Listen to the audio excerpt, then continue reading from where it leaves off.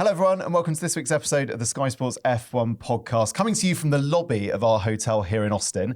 For this one I'm joined by an array of guests that I've managed to drag here at 9 a.m. on a Monday morning after a Formula One race in Austin. Thank you everyone for coming. We've got Rachel Brookes, we've got Jack Doohan, F2 driver and Alpine reserve driver. We've also got Blake Hinsey, who's an F1 content creator, former performance engineer to Max Verstappen. I think that's everyone. Oh, and Texan as well. Howdy, y'all. Yeah, there we go. So very good. Let's start by how everyone's weeks were. Jack, go on. How was your weekend? It was cool. Austin, it's my second time here. First time was last year, and a place that I really looked forward to coming to.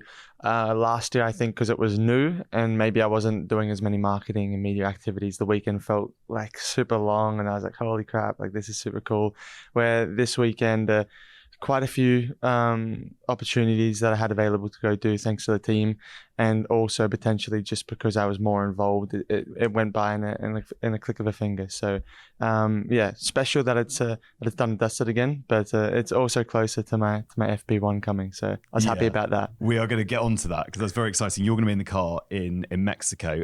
Blake, how was your weekend? I did not get as much barbecue as I would have liked being back home, but it went by really quickly. I was doing a little bit of hosting with Red Bull and their Turn 17, and that was really fun. A little bit outside of my wheelhouse, technical content or hosting, but it was different. And the same thing, like being so busy, the week just went by super fast. But this is one of the highlights of the calendar. If I could pick a race to go to every year, this would be one of them. Not just because you're Texan. It is. I'm a little bit biased, but I think if you ask anybody in the paddock, they will say that Austin is a really great event. The city's close to the track. The track's great. Thrilling races usually. And yeah. And Jack, you're only staying 3 minutes around the corner. Yeah, exactly. So I'm a big fan of how convenient this is. No, being downtown, it's super cool. It's like you're in the heart of the city as well. So it's great that we can all be here and not sort of stretched out and staying, like at some places through the year, we're staying like 40 minutes away, even from the city and then from the circuit. Traffic is a bit mid, I'd say, depending on how you come in. So that can be the stretch, but that's just because the array of fans, obviously. So it's an atmosphere here that I haven't seen really matched from anywhere else. I just wish it wasn't the first one of a triple header. I know. I think this calendar is so long this year. To make this the first one of a triple header, everyone wants to enjoy themselves because it's a great city. And now you've got two weekends in a row to go to next. It's quite tough. I think there are going to be some very, very tired faces come Brazil. There really will be. And busy weekend for us as well on Sky, wasn't it? Because we had F1 Academy. Oh yeah, we were working. As well, yeah. On top of that. No, we did. We had F1 Academy, which was brilliant to see that and to see it, put it on the channel, and hopefully we'll see a lot more of it next year. Yeah, absolutely. Right, loads to get through on the podcast. I guess the only place to start really is the news that Lewis Hamilton and Charles Leclerc were disqualified from the race. And let's try and give a brief kind of overview of what happened. So the race finishes, Lewis finishes second, just a couple of seconds behind the eventual race winner, Max Verstappen. Hamilton and Leclerc then get referred to the stewards for excessive wear on the underfloor skid blocks in the car's plank. I'm going to pause there. Blake, over to you here. Just explain to everyone at home, what is a plank? Yeah. Why were they reprimanded? Okay, so in short, the bottom of the car is it's a plastic with wood fiber plank that's there for slowing the car down if you lose wheels and it sits onto the ground. In that plank, at various parts, one at the front, I think two in the sides, and one at the rear, there's a titanium skid block, which makes those magnificent bright sparks, especially in the night races. Those are the legality skids. They are 10 millimeters thick, and after the race, they are measured. They can be measured after qualifying and everything else. But if they are more than 1 millimeter, so if they're 9 millimeter thick, less than that, you will be referred to the stewards for a breach. And it's one of those, skid wear is one of those really cut and dry things to eliminate people taking advantage of regulations. So setting the right heights of the car, that determines how low you can do it by how much it wears out. That's where it comes in, because the lower the car, the better effect you get. So that's what they're trying to eliminate. They're trying to stop anyone putting it too low. And then you have the skid blocks. And unfortunately, if it's worn too much, it suggests the car was too low, in which case you've got a performance advantage, you're out of the race. Easy. Yeah. That's one of the things. Like the front of the car is really good for adding front load. And the rear of the car depends a lot more on the philosophy or the window of that car. And obviously we saw some teams this weekend trying to get the rear as low as possible. And a low rear ride height is also good for reducing drag. So Ferrari was pretty slick in a straight line this weekend. Was it down to that? I don't think it's that big. Like 5 millimeters of rear ride height is a first order performance advantage in terms of drag. And if that was where their car needed to be for aerodynamically, yeah, it could have been a reasonable advantage. How much? Impossible to say. We should also clear up that it's up to the FIA and Joe Bauer, technical delegate, how many cars they check. They checked one after the Qatar sprint. They checked some more after Japan, but they picked up 4, we believe, yesterday, and 2, they got hits with 2 of them. So they looked at Max, Lando, Lewis and Charles. Lewis and Charles fell foul of it, which begs the question, why not then check all of them, surely? Jack, sorry, I was just wanted to get your view on this. Mainly in the sense of, as a driver, when something like this happens, when your car is found to be in breach of the rules, there's nothing really you can do about that as a driver. Particularly when Lewis, that was an incredible race from Lewis. I mean, goodness knows what would have happened if he'd have won, if Mercedes had got their first win of the season. So as a driver, Jack, what's your reaction when you hear something like this happening? It'd be super difficult to take. Anyway, I think it would have been a lot worse if they had had a great season. They were in a championship contending position, and these points were extremely crucial. For sure they are. However, I think Lewis will still be able to take away that they were fast. They were back into a position where they actually, a couple more laps, the win was potentially on. So nothing can take that away potentially if there was any performance enhancement. Maybe there were, maybe there wasn't. I know that the Mercedes car particularly wasn't super fast in a straight line this weekend. So potentially, I don't know the exact in and out on where they were illegal, where they did breach, but potentially that could be, it's an all-round performance gain, through the corners, obviously less drag as well. The Ferrari, who they thought they might have been racing, was probably the quickest car as well. So I don't really know how that one's gone so wrong. But from a driver's perspective, it's super tough because it's completely outside of your control. And there's really not much you can do to protest or argue on a technical breach like that. Rach, what was the mood in the pen yesterday? Because obviously you would have spoken to the drivers before all this news had broken. Lewis must have been very positive in the pen, I'm going to assume. He was positive. They're still not winning races, and he, whether or not they're going to be in a position to win before the end of the year, who knows? I mean, Max certainly said Mercedes could have won yesterday with the right strategy, but I don't know how much of that is. I think they just could a little have. Bit. Definitely. I did look through it, and it was a matter of, that first stop, staying out a little bit longer, being a little bit indecisive. It was something like 6 seconds lost, and then another second and a bit in the pit stop, suboptimal. So I think Lewis would have been ahead of Max. And then the only question is, how would that fight have gone down being on the back foot? Because the leader, people defending tend to lose quite a bit of time and burn up tires quite quickly. And the attacker on this set of tires, they seem to be able to go for quite a few laps. So I genuinely think on pace and merit and performance, it was very likely. Why did they think they could do a one-stop?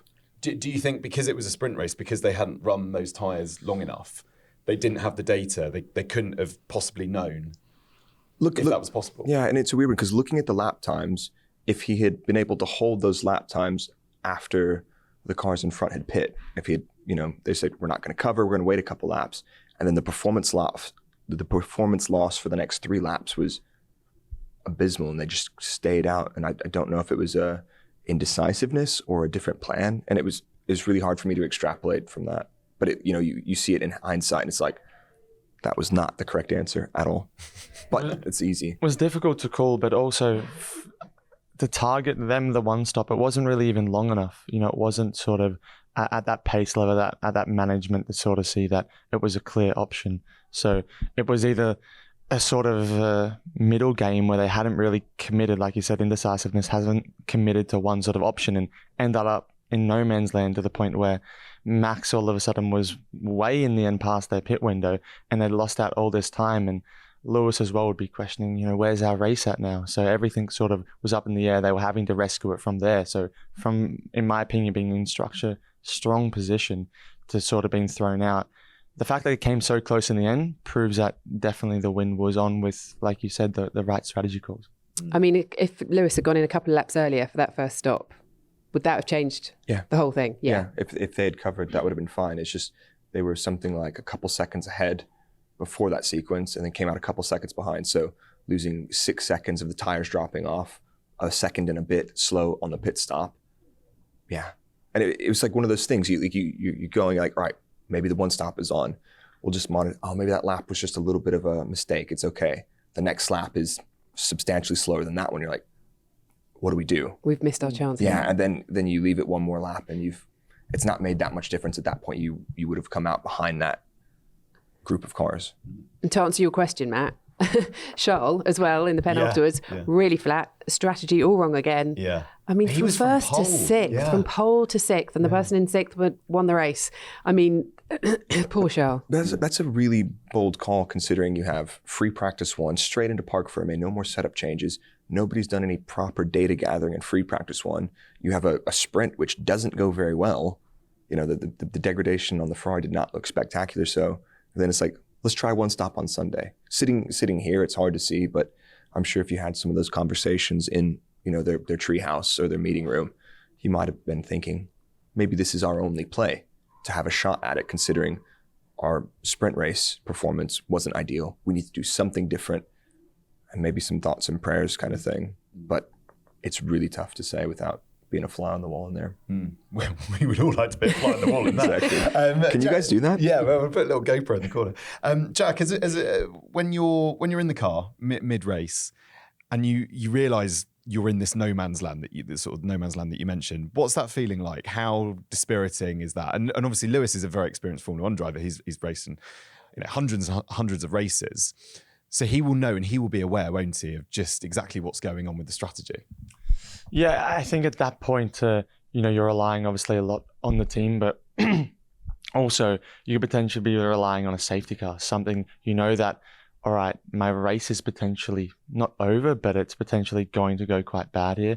Either we have to sit down and sit through this, and accept it, or we could keep going and hope for a late safety car, and all of a sudden this could turn back into blossoms and fairies and we could win the race. Which you hope for, and all of a sudden you realize that it's coming up to the last lap, it's too late. At that point, from a driver's perspective, you can only be honest with how you're feeling, how the car is, what level you're pushing, how much you're managing, and relaying that back to the team. In the end, they've got obviously all eyes, all information on everything that everyone else is doing, plus who potentially has been going to that extent on that same tyre, how they've managed to drop off or continue. So their perspective, they're in the seat to really make the call at that point, because you've gone past your expected pit window where you thought you were pushing to. So now you have to adapt to them. So it's a difficult situation to be in as a driver for sure. Rachel, this actually, though, is evidence that Mercedes have come a lot further forward maybe than we expected. Toto referenced Japan and how they didn't perform well in Japan. He said this was a similar track in the sense of, a fast-flowing circuit, and they realistically could have won the race, apart from the disqualification. They could have won the race yesterday. Yeah, definitely. And I mean, interestingly, talking to Lewis afterwards, he was saying that they're still developing all the time. They obviously have all eyes on 2024. I mean, this is not a 2023 car we're looking at. This is what they are working on for 2024, everything they're bringing and looking at. But he said, Red Bull have stopped developing, because they don't need to. They've got this amazing car. But if Mercedes are closing that gap now, I mean, everything they've been doing this year has been geared towards turning that car around from what it started out as last year, let's be honest. That it's definitely good signs for next year, hopefully. I mean, let's not have a massive gap to the front again next year. But I have to hope these are positive signs from Mercedes. The Ferrari challenge is just, I don't know where. It's one minute you think they're there and then they're not, and then they are and then they're not again. And you don't really have the confidence that they know the direction they're going in, do you, with Ferrari right now? But with Mercedes, it finally feels like they have a path, they have a trajectory, they know what they're doing now, and all of it, it's just tiny increments, isn't it, towards closing that gap a bit more. The difference is with Mercedes, if they're off in qualifying, they're off in the race. They're consistent. The package is out the window. Whereas Ferrari, they can put it on pole like they did on Friday. And even when I was doing the post-race show with F1, my prediction was that Charles wasn't going to be in the top 3 on Sunday, which was a contradiction to the others, and also not Pretty good at this punditry. Not a nice thing to hear as a Ferrari fan either. But it was from the fact that they didn't really expect to be P1 in qualifying. They don't know why they were P1 in qualifying. That's the worry, isn't it? They don't. When you don't know how, why. Yes, in the moment, it's a great thing where P1, hooray. It's also a scary thing going, we don't know why this has happened. So it could equally go the other way so quickly at a click of a fingers. So that's always a scary position to be in. It's great if it continues to go well, but unless you have that recipe, that formula, you can't evolve it. So it's always going to be fluctuation, and especially in a race situation, they just don't seem to be able to, number one, get it all together in all terms, and it's unfortunate, obviously, for the drivers, but on top of that, they are in these meeting rooms. They are in these discussions. The strategy doesn't happen just once they're in the car. So I think it is a team effort, like always. But they're in a tricky position, like you guys said. That's a really interesting thing as well, because you looking from the outside, you think it's the pinnacle of motorsport technology. You know, you have all the answers, but the reality is, the thing that makes Formula One such a beautiful sport is the uncertainty that the teams have. Aerodynamic windows, the packages, the tire behavior. You have a weekend like a sprint weekend where you have much less data gathering. Then you have these things that it's like, then we're getting these races that are unpredictable. Yes, the performance pecking order with Red Bull being so dominant, makes that somewhat predictable, but nothing is a certainty going into these races. They do not have everything figured out. And I think that's good. And to one extent, that might be a benefit of these sprint weekends, is you do get a little bit of chaos. Was that responsible for Mercedes' strong performance this weekend? I don't think so. If you look at their performance trends throughout the season, they are more often improving than not. And then like we discussed, like sometimes the Ferrari is just randomly out of the window. But yeah. I want to ask you, with Max's brake issues, how much of an issue was that, do we think, time-wise?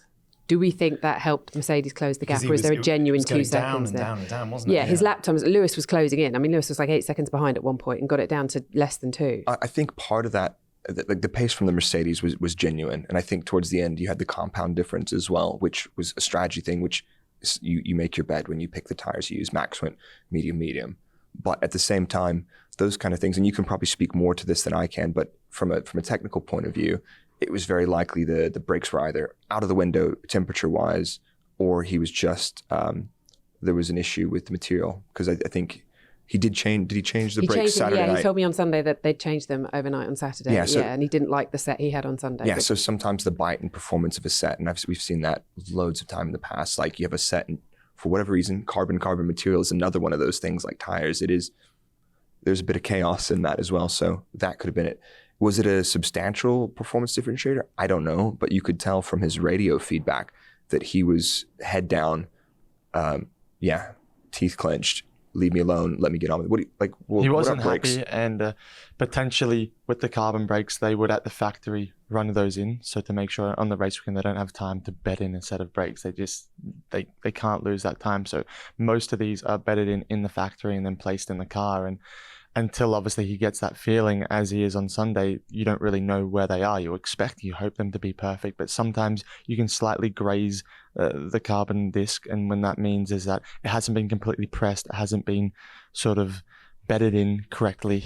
So then all of a sudden his feeling when he's punching the pedal is that the car isn't decelerating as he would like to.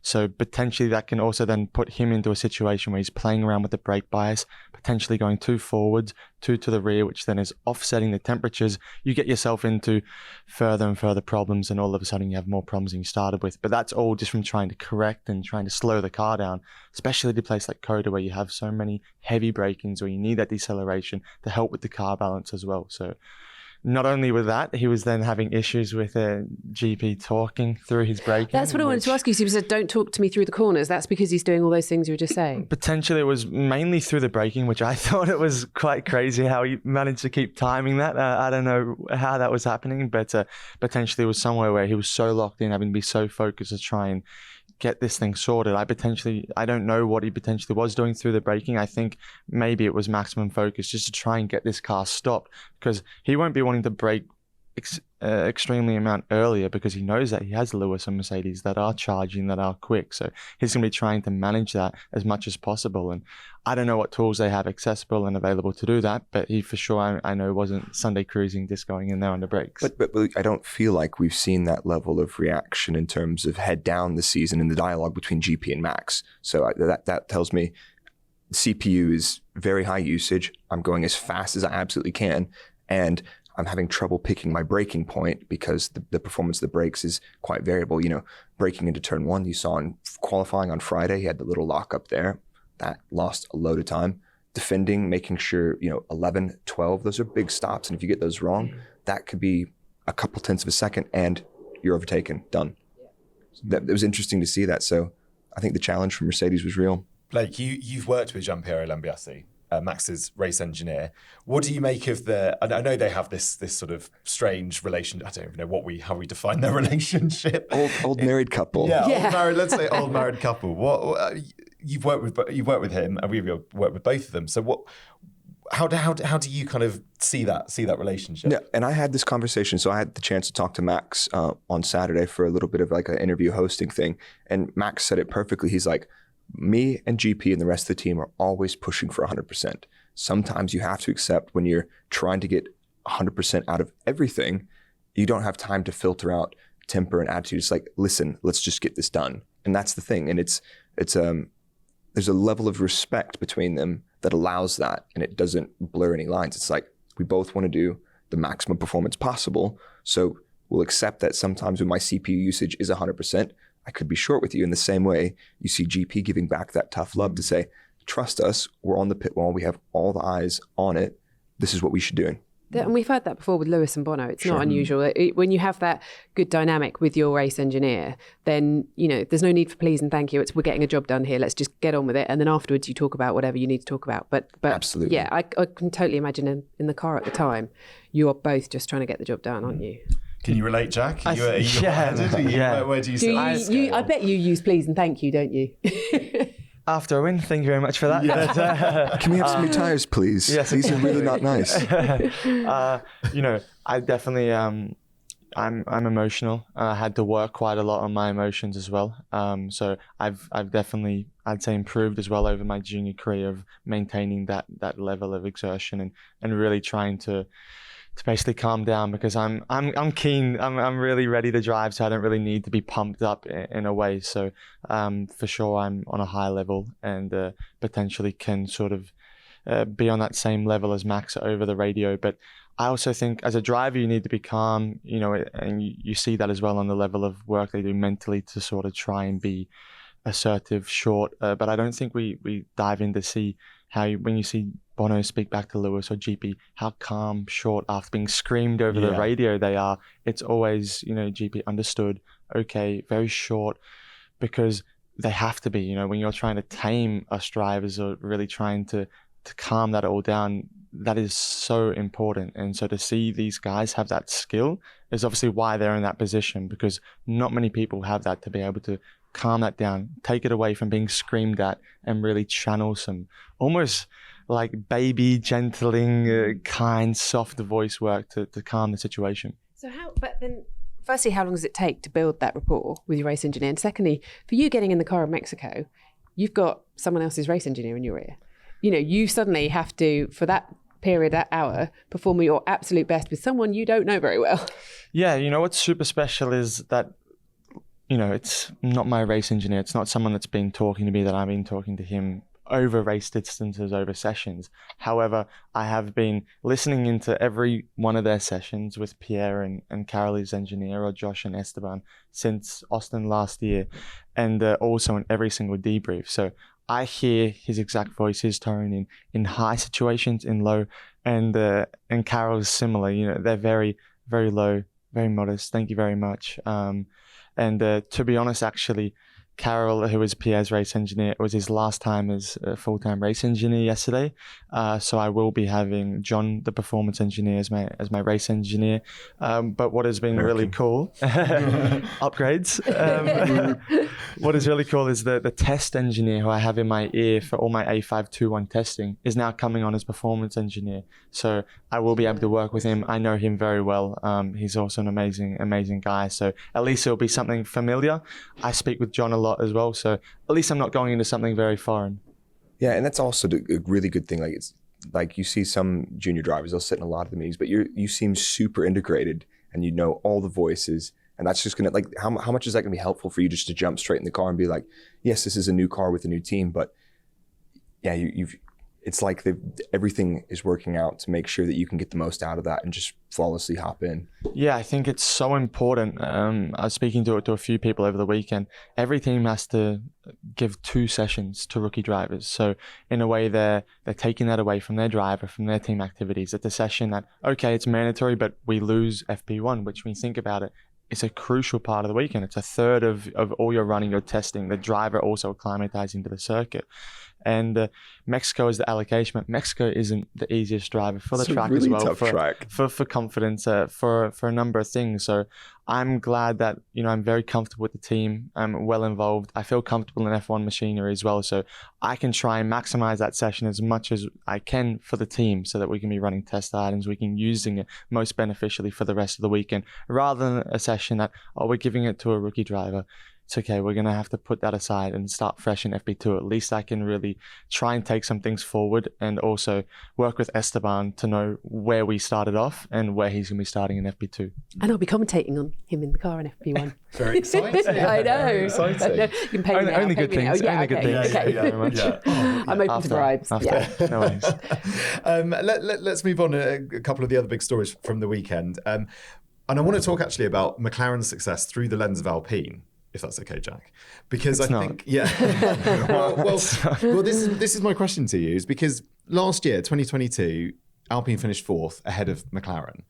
And are Alpine looking at what McLaren are doing? And does it inspire Alpine to go, well, look, if that's the turnaround that can happen mid-season, not even in the off-season, mid-season, then where Alpine are now, they can absolutely, within the space of 6 to 8 months, you could be where McLaren are, I guess, at the moment. I think it's an example not only to us but to everyone of how quickly things can turn around, how you can really get your package together. We haven't really been focusing on McLaren too much or anything. You have to obviously accept when a team's doing well and they've done really good things, and they're a front-running team and things could be different if they had that pace at the start of the year. But we're really trying to get everything into order like they've been doing and make sure now that we can try and go on that same trajectory. It doesn't happen overnight.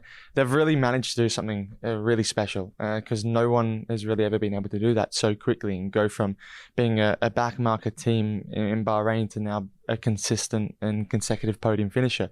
So it's a moment where that's extraordinary. Is that possible? I don't believe something like that. I don't think many teams or anyone else can do that on the grid, but we have to go with what we're doing. We're making the right decisions that we are now to hope that we're going in the right direction. So like you said as well, we have to be real, accept where we are, but we're going in the right direction. We have a great group of people involved. So we don't want to be here either, but we are for the moment. So we're taking the necessary steps to make sure that we go forward and we try and go in that same direction. Blake, I can see a load of data in front of you. How have you made sense of McLaren's improvement in form? McLaren said this pretty early at the start of the season. Like, we know we missed some targets with efficiency and everything else. And it looks like they've just found a good way to add downforce and remove drag, the holy grail. If you could do both those things, great. And they identified some things they did wrong, and they've done that. And sure enough, and since then, that was a step change. We saw that around, I guess it was Spain, Austria. You saw McLaren matching the Red Bulls or exceeding the Red Bulls' high-speed cornering performance. And you're like, oh, this is a serious challenge now. And they still, after that, talked about some of the handling issues they had, especially through corner balance from entry to apex, which was problematic. But they found that thread, and they've continued to chip away and add to that, getting closer and closer and closer to the front. So that's one of those things, like those things that you said that don't happen overnight. Those philosophy changes, it goes from concept in the virtual world in CFD. Then you say, okay, that looks like the right directions. Build that in the wind tunnel. Okay, that makes sense. And you still have to go to the track.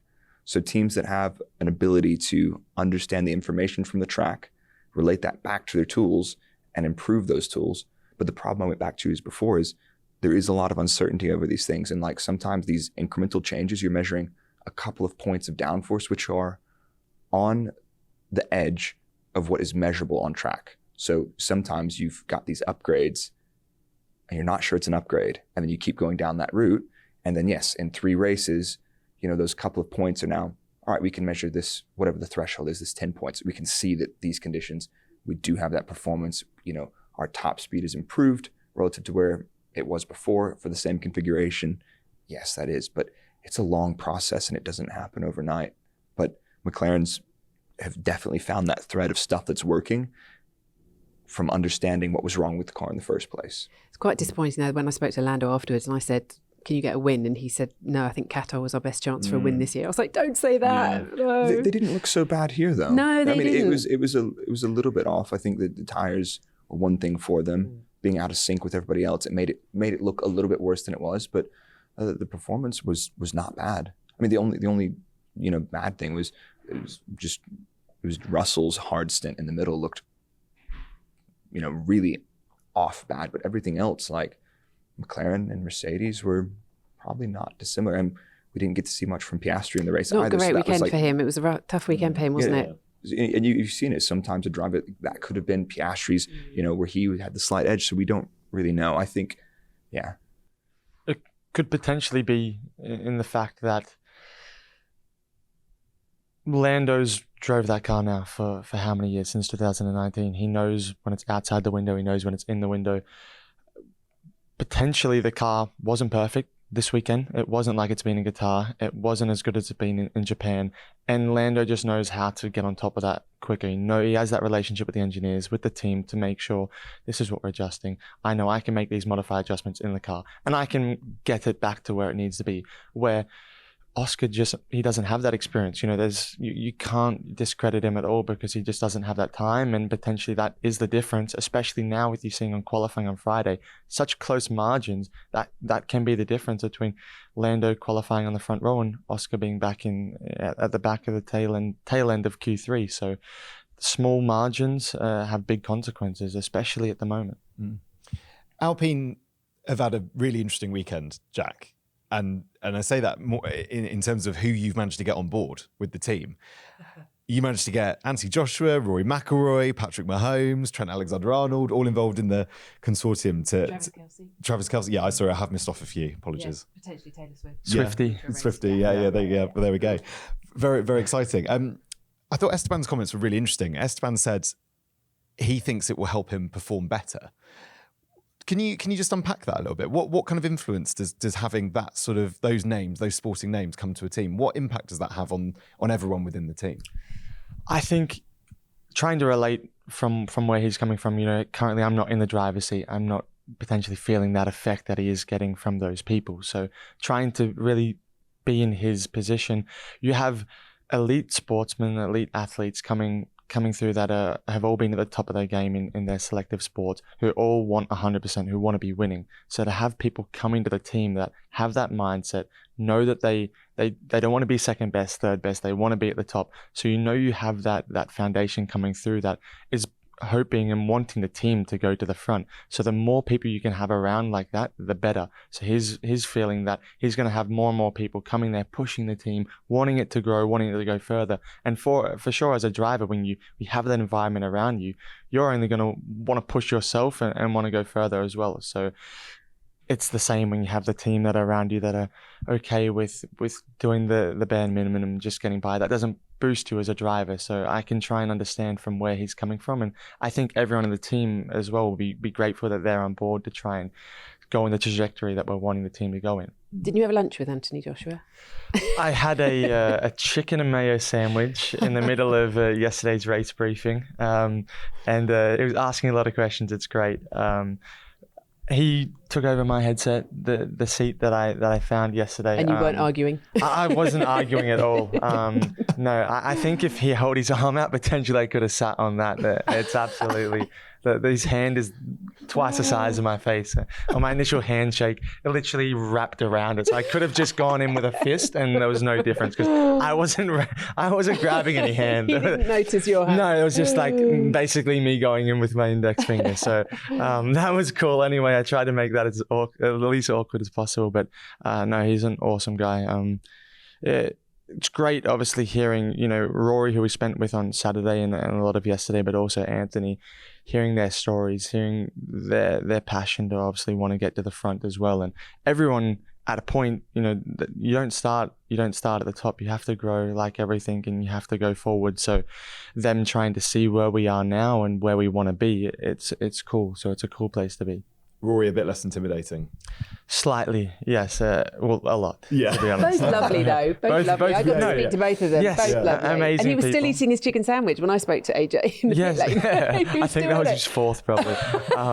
But, Needs the protein. no, need 10 just to fill up his stomachs. But yeah. Big Eaten bloke. Alpine catering dry. A couple of other big stories. Logan Sargent got points this weekend. And celebrated on his plane, on the plane. He was on the plane when he found out. Yeah, little PJ post to top it I off. wasn't going to say PJ. I was just going to say plane, but yeah, he was on a PJ. We said his plane, unless he owns a commercial airline. Yeah, found out and Yeah. posted a picture, bless him. Yeah. Oh, it's great good to see that Logan's finally got some points in Formula One, and particularly after retiring in Qatar. You know, I think that's a nice moment that it's happened the week. Double points for Williams. Yeah, and double points for Williams as well with Albon and P9. The sort of final thing I want to talk to you guys about really is sprint races, and this was obviously the 5th of the 6th this year. Let's do a little round the table. I'll start with you, Blake. How do you feel about sprint races in Formula One? How successful do you think they've been, and what would you do to improve them? I've got 2 points of view on this because I spend most of my time watching the races from home, spending a lot of time with my head in the data looking at it. My initial impression was good. You know, it gives you, as an engineer, I would hate sprint race weekends because you get one session to set up the car. You have to make sure that your simulator preparation and all your pre-event work is spot on. And as we discussed before, there is a lot of chaos and uncertainty. So it's difficult. It makes it challenging and throws up unintentional curveballs. For example, Leclerc and Hamilton disqualification, that was very likely a result of that. So that's not the good kind of case. I don't want to see disqualifications, but getting it right or some people getting it wrong, changing the pecking order, fantastic. As far as my point of view as being effectively a fan this weekend, enjoying the race from the outside, I think it was great if you're at the circuit and maybe watching at home. You've got qualifying on Friday, an event where there is an outcome, there is a result, not just circulation of cars. You've got qualifying again on Saturday. You've got a sprint race on Saturday. Then you've got the Grand Prix on Sunday, the main event.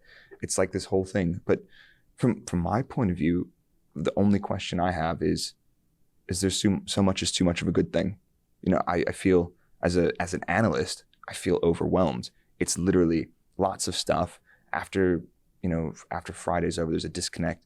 Saturday seems kind of inconsequential. And at the same time, Saturday format doesn't seem different enough from the rest of the weekend. It does feel like a mini game or more of the same, which potentially spoils Sunday in some instances. In this instance, I don't think it did, but I think a lot of people had favorable views of the sprint weekend because we had chaotic sprint races early in the season, mixed wet dry sessions, which at the end of the day, the more chaos, usually you have a more entertaining race.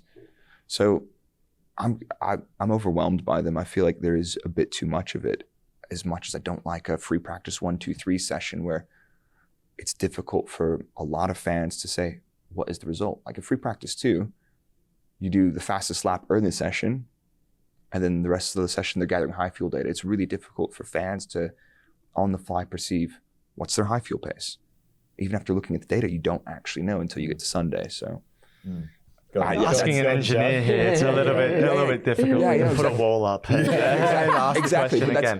But that's my way long answer, which I think covers most of the things that I like and dislike about it. But as an engineer, you probably engineers hate it. Yeah. You would hate it. You have them in F2. And have it F2.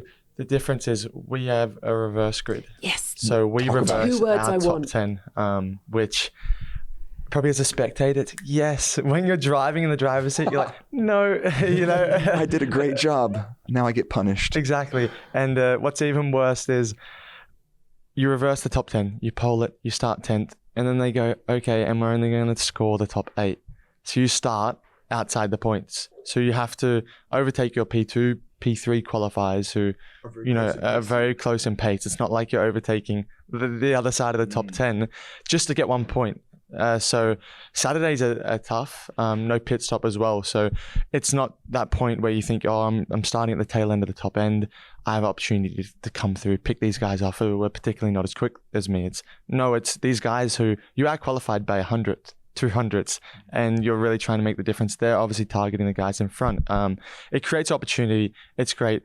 Potentially everyone gets not a trophy, but everyone can come away as a winner. But not talking about Formula 2, Formula 1, it's created Ferrari potentially being on pole, them seeing better results, because they seem at the moment to be able to roll out of the garage with a strong package. They seem to be able to have that confidence with the car, the drivers, and that's what enabling them to, I think, they get that pole position on Friday, but not also have that pace on Sunday. It's a thing of not being able to evolve the car, but the car's pretty strong as it is. And that's where then the teams over a full race weekend are able to gather more data, get the car potentially a little bit further up the grid over FP1, FP2, P3, and where they potentially fall behind where Ferrari is strong. So in that environment, it creates unpredictability, it creates a shake-up, which is potentially good. But also, like I think Max was saying, the sprint race gives you too much predictability sometimes on how Sunday is going to play out.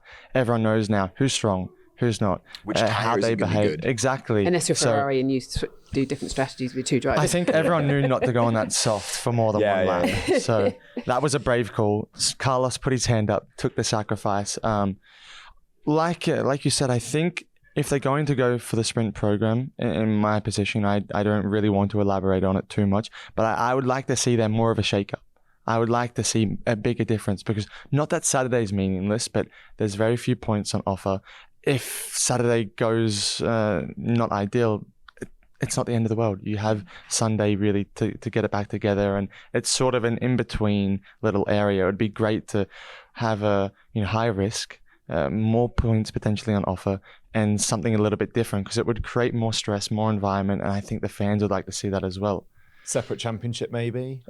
Wheel out the F2 cars and let the F1 drivers have a go. Right, so that's series. what I was going to say. Sorry. No, it's fine. So I think 6 sprints, yes, but space them out. We've got 3 and 4 races right now, and that's too much for anybody. Any advantages or any positives you had from earlier sprints, 3 and 4 race weekends is too much for everyone. It's too. I mean, I think in terms of in the garage, they said they don't mind them, whereas for everyone else, it's a lot more work and it's a lot harder. It's a lot longer days. So I would, but also pick the tracks really carefully where you're going to have the sprints. Don't just put them because we need some more audience on that Friday. We'll put a sprint there. Pick them for the racing so that it's much more sensible. We do get a little bit of a shake up. And then on the Saturday in the sprint, stick them all in the F2 cars and let's see who's quickest. Because that's what we want to see. And that's one of the things that's lacking in F1 right now is like you do. Who is the best? As a nature of it being an engineering competition as well, and Constructors Championship, you will have people get it right, get it wrong. And like we said, the path to finding performance takes months. So if you start on the wrong foot to close the gap, and all we want to know is like, we are always speculating about who's the best driver. It's like, oh yeah, but the car's not as good. Put them in the same car. That's the age-old argument, isn't it? That's all we've ever wanted to do is put them all in the same car and see. What this sprint block has done as well, it's made it extremely difficult for the teams to be also put their young drivers in these allocated FP1s, because everyone's left it so late, and they've realized that, we only have Mexico and Abu Dhabi and Vegas to put our drivers in. No one's going into Vegas. No driver's going to give up Suzuka, because it's just, in my opinion, one of the greatest tracks, and also an area where you need that running. You need to get the car in the window. So you have Mexico, which isn't ideal. And also it's a year where people are still bringing upgrades. People are still evolving their cars to now, instead of before where it slightly goes frozen and it's in a position, put the young driver in. It's at a stage of the year where it doesn't really going to hurt us so much, where it's still an important part. So, and we only have 2 opportunities. So I agree that they should be spread out more, completely on board with at places where it potentially is going to be a benefit, and not somewhere where we saw a little bit stale this weekend. Final point. We've got a few minutes left. Mexico, you're going to get behind the wheel of the Alpine. It's Monday today. You'll be doing that on Friday of this week. Just walk me through the next 5 days. How are you going to spend it, and what are you going to be doing? Lots of golf. Can I rewind actually before we get to that point? Do you get to spend much time in the simulator? I got to spend a day in the simulator. Got to do started with Abu Dhabi because that's the last place, and we ended with Mexico. So you'd think that you would start with Mexico and with Abu Dhabi, but due to you wanting to end on the sim at the place you're going to be at first, so it's a place that's freshest in your mind. So that was great, to be honest, just to get my head around the circuit. I drove there last year, but a refresher just to know these braking points. Anything more like that, we weren't going into the depth of testing. It was more just for me to get a feeling, which is great. And to be honest, even starting from yesterday afternoon, I was already going through on Race Watch and F1 TV, looking at Fernando's onboards from last year. I was obviously in the session, but I only got to do a handful of laps before I had a PU issue, so I wasn't able to do the whole session. So I was looking over Fernando, looking at his onboard, just seeing, because it's a tricky session, FP1 in Mexico. The track's dusty. We already know, how difficult it is from a aero point of view, with it being super slippery, not much downforce. So evolving through that session as a driver and being able to take the most out of the track evolving, and also you as a driver getting more confidence, I really just wanted to, from now till Friday, see how I can maximize that without also taking much risk, because at the end of the day, I want to do a great job for the team. I want to tick off these test items and I want to make it most beneficial going forward. Setting a great lap would be awesome, but at the moment I don't seem to. I think I'm going to be too. Don't know what happened there. I think I got a bit excited in my mind. So well. Yeah. You're allowed to be excited about getting back in the car. Got a bit excited. My tongue was, what's going on? Yeah. At the moment, I think I just really am planning on just making it most beneficial for the team. And I think that's what we're trying to do and what we're planning to do. So I get to spend time with engineers today, tomorrow on the charter flight down to Mexico with them. And then on Thursday, we're getting in amongst it. So it's great. The team are trying to make it a really not pressure environment, not putting too much on top of it, which I'm not either. So really looking forward to it. It's strange. I do find the FT calendar strange in the sense of the last time you raced was Monza. You're not going to be racing an F2 to Abu Dhabi. So it's a big gap, isn't it? Between it's a massive gap. Yeah. So how are you, like, physically? How are you keeping yourself sharp and race sharp? Race sharp, yeah. Yeah, race sharp is one thing. I've been obviously with the team since then. After Monza, went back to Australia before then going to Singapore, Japan, and then with Qatar, and now we're on this loop before Abu Dhabi. I'm really just trying to embed myself in the team as much as possible, as if I'm driving, as if I'm there, trying to not really get out of it, because to be honest, there isn't much we can do. So trying to be here, be involved, I think it's the best case scenario. I'm not away from it. I'm not sitting at home just training in the gym and doing a bit of sim for 2 months. I'm here, I'm amongst it, I'm soaking it up, I'm in the paddock. To be honest, I'm keeping the same mindset as well, and as much as I wouldn't want it to happen, some Thursdays and Fridays I am waking up, putting myself in the position going, okay, I might have to jump in the car FP3 here and be in. And it's also preparing myself for if that time ever comes, I'm prepared for that. So it's great to be here on this circus as well. I think I'm learning, as I'm going as well. Potentially, I feel I'm ready to get in the car, but I mean as a point of becoming a full-time driver. Well, best of luck. Yeah, thank you. Thank you very much. I can't wait to commentate on it. There we go. Well, I'll get you that payment. Yeah. The bag of money over there. Yeah, exactly. I think James is going to get it now. Very good. Rachel, Jack, Blake, thank you so much for your time. We're going to be back next Tuesday. I hope you can join us then. Bye for now.